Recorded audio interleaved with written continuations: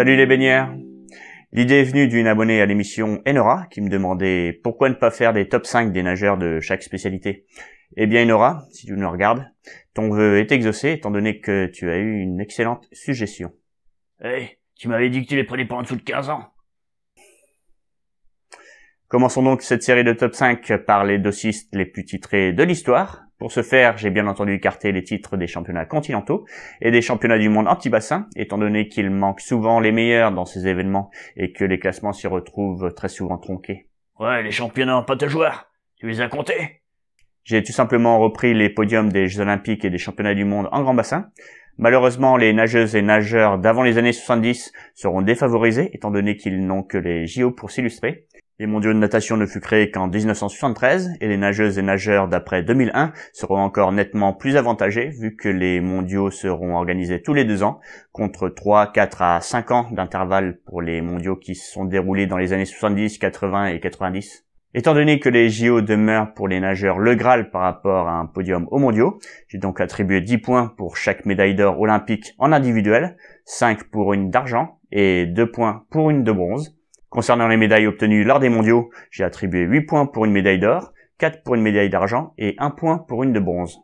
Concernant les épreuves en dos, étant donné que nous allons parler des dossistes dans ce top 5. Et les ventristes alors? Tu as pensé pour qu'on parle un peu de ventre? Je pourrais montrer ma bedaine à l'occasion. Non, surtout pas. On risquerait de se faire censurer. Pour revenir sur les épreuves en dos, les 200 mètres était la plus ancienne épreuve de cette spécialité lors des JO de Paris en 1900, avant que le 100 yards ne le remplace à Saint-Louis en 1904 et par le 100 mètres à Londres en 1908.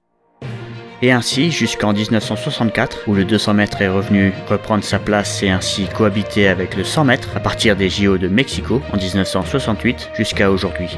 Les 100 et 200 mètres ont toujours été proposés dès les premiers mondiaux de natation à Belgrade en 1973. Le 50 mètres fera son apparition à Fukuoka en 2001, date à laquelle les mondiaux se dérouleront tous les 2 ans, les années impaires.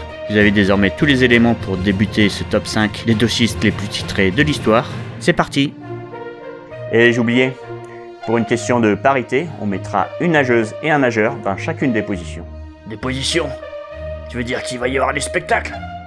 Bien évidemment, la natation est un superbe spectacle en soi. C'est pour ça qu'on adore ce sport, n'est-ce pas? Ouais. En 5e position, Ulrike Richter, 37 points, et Matt Grivers, 37 points également. Avec 37 points, l'ancienne nageuse est-allemande Ulrike Richter se hisse à la 5e place des dossistes femmes les plus titrées de l'histoire, grâce surtout au doublé 100-200 mètres d'eau réalisé au JO de Montréal en 1976, sans oublier ses 2 titres mondiaux sur le 100 mètres d'eau en 1973 à Belgrade et en 1975 à Cali, avec en bonus une médaille de bronze sur le 200 mètres d'eau à ces derniers mondiaux. Ulrike établira pas moins de 14 records du monde, aussi bien sur le 100 mètres que sur le 200 mètres d'eau. Par contre, qui dit nageuse de l'ex-RDA dit suspicion de dopage. Et ce ne sera plus une suspicion, mais la confirmation quelques décennies plus tard, lorsque les anciens officiels est-allemands confessèrent qu'ils avaient administré à Ulrike Richter des produits dopants à son insu. C'est donc principalement le fait qu'elle n'était pas au courant de ces pratiques sur son dos qu'on la préserve dans ce classement.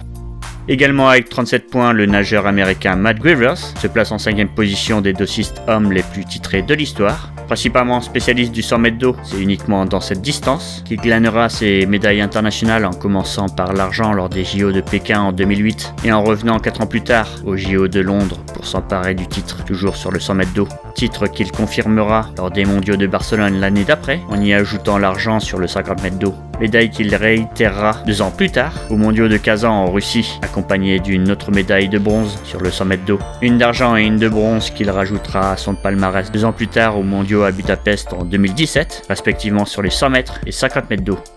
En 4e position, Nathalie Coughlin, 39 points, et Camille Lacour, 40 points.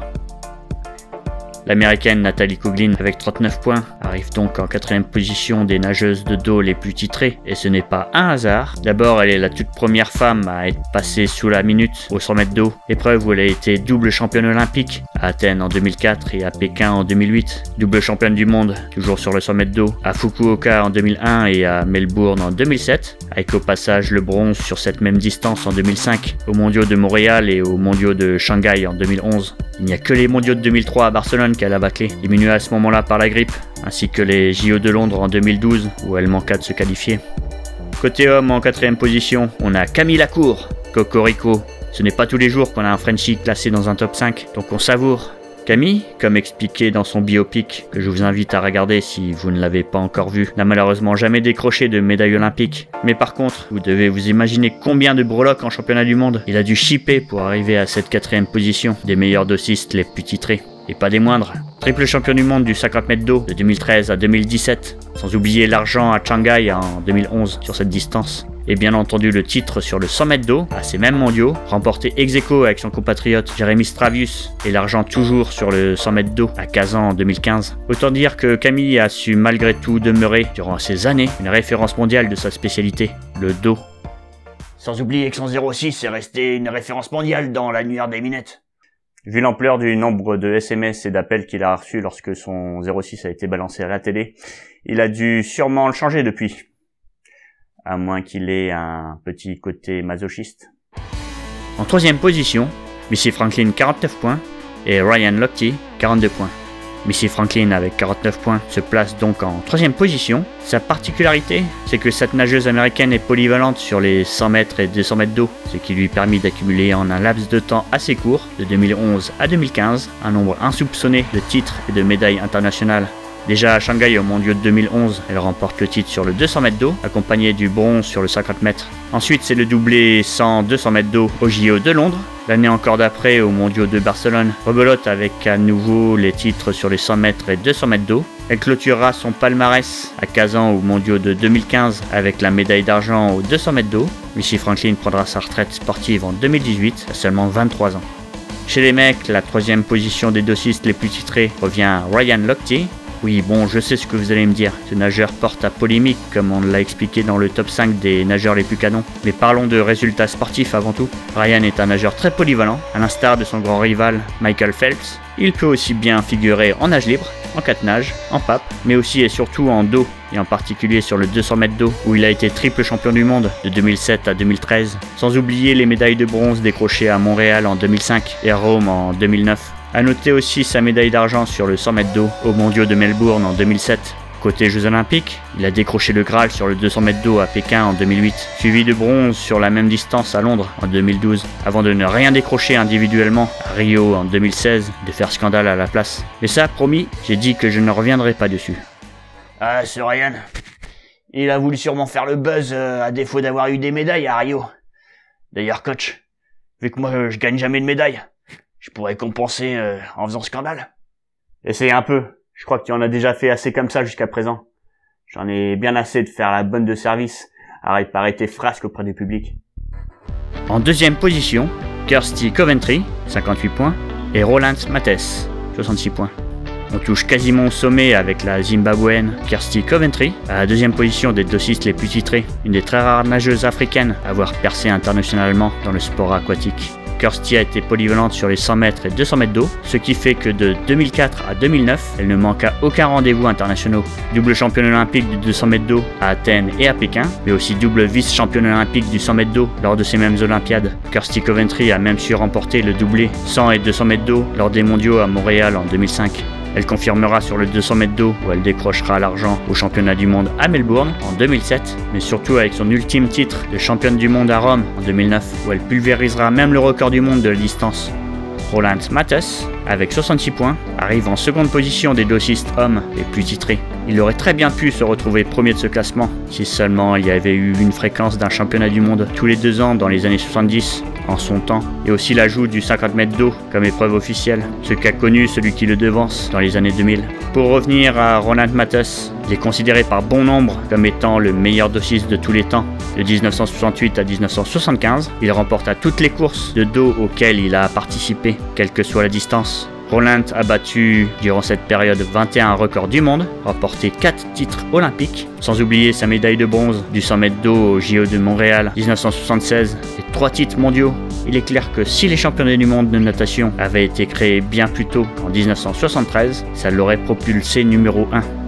En première position, Christina Egarzegui, 65 points, et Aaron Persol, 100 points. Christina Egarzegui avec 65 points est donc la dossiste la plus titrée de l'histoire. Son histoire, je la raconte déjà très concrètement dans l'épisode lui étant dédié, en lien ici si vous ne l'avez pas encore regardé. Le dos n'était pas la seule spécialité de Christina, mais c'est dans cette nage qu'elle excellait le plus. Avec le doublé 100-200 mètres aux mondiaux de Perth en 1991 et sa médaille d'argent aux 200 mètres d'eau aux mondiaux de Rome en 1994, elle se distingua surtout lors des échéances olympiques comme à Séoul avec l'argent sur le 100 mètres et l'or sur le 200 mètres, le doublé à Barcelone et la médaille d'or du 200 mètres d'eau à Atlanta en 1996 qui lui fait réaliser son 3e titre olympique consécutif sur une même épreuve, du jamais vu depuis l'Australienne Dawn Fraser 30 ans plus tôt. Et donc côté homme, qui est le dossiste le plus titré de tous les temps et qui est passé devant les légendaires Roland Matthes, il s'agit de l'américain Aaron Persol, avec 100 points. Ses points forts, avoir été polyvalent sur les 100 et 200 mètres, et surtout avoir assuré une suprématie durant toute une décennie, en l'occurrence les années 2000. De 2001 à 2009, il accumule 4 titres mondiaux et une médaille d'argent sur le 200 mètres d'eau, 3 titres mondiaux sur le 100 mètres d'eau. Côté Olympiade, il commença à se faire remarquer internationalement au JO de Sydney en 2000 avec la médaille d'argent aux 200 mètres, puis le doublé 100-200 mètres d'eau à Athènes en 2004 et enfin l'argent sur le 200 mètres avec le titre olympique sur le 100 mètres d'eau et le record du monde à la clé à Pékin en 2008. Un record qui ne sera battu que 8 ans plus tard au JO de Rio par son compatriote Ryan Murphy. Et admirez le Aaron Persol maître de Bretagne en catégorie C3, avec les 3 breloques d'or sur les 3 distances du dos. Ouais, c'est ça, Frimer. Et t'as oublié de dire que t'étais seul dans ta catégorie sur les 50 et 200 mètres d'eau. Oui, c'est vrai. Bon, passons. Mention spéciale pour Lenny Kresselbourg, 36 points, à 1 point seulement de la 5e place. Lui qui domina le dos lors des mondiaux de Perth en 1998 et lors des JO de Sydney en 2000. À Melissa Belote, qui a été la première dossiste à confirmer sur 2 événements différents, obtenant le doublé 100-200 mètres au JO de Munich en 1972, et qui n'était pas loin de réitérer l'exploit lors des tout premiers mondiaux de natation à Belgrade en 1973, obtenant une première et une 3e place. Côté homme, ce fut Warren Kiloa à avoir été le premier à confirmer son titre olympique lors des JO de 1920 et 1924. Et 30 ans plus tard, David Thiel fit de même lors des JO de 1956 et 1960. C'est donc fini pour ce top 5 des dossistes les plus titrés de l'histoire, en espérant vous avoir fait découvrir quelques grands noms de cette spécialité. N'hésitez pas à laisser vos commentaires en bas de cette vidéo, de laisser des pouces en l'air. Rejoignez la communauté Salut les baigneurs sur Facebook, Twitter ou Instagram. Quant à moi, je vais de suite choper le baigneur, il est en train de faire un striptease dans les vestiaires femmes.